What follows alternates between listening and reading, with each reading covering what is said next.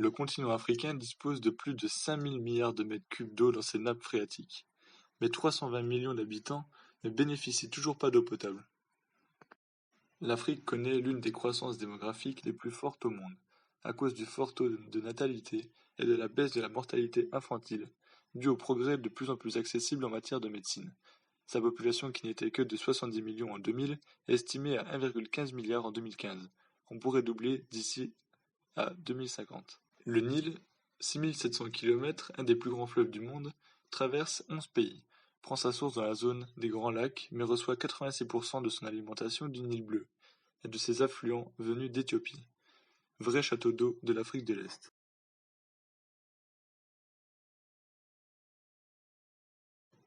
Tout d'abord, nous avons le Nil blanc, qui a pour source le lac Victoria, réservoir d'eau douce de 69 485 m².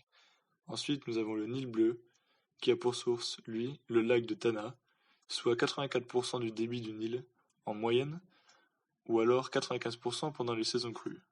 Depuis plus de 3000 ans, le Nil constitue le moteur de l'organisation économique, agricole, sociale et politique de l'Égypte. Grâce aux travaux d'irrigation, les surfaces cultivées augmentent, mais pas aussi vite que la croissance de la population. Pour des raisons historiques, c'est toutefois l'Égypte qui jusqu'à présent s'est taillé la part du lion, une situation de plus en plus remise en cause aujourd'hui par les pays en amont.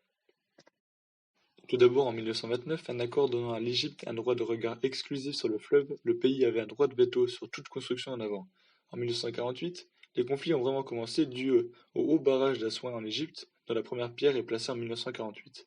Ensuite, en 1959, un accord se met en place pour la répartition du Nil entre l'Égypte et le Soudan.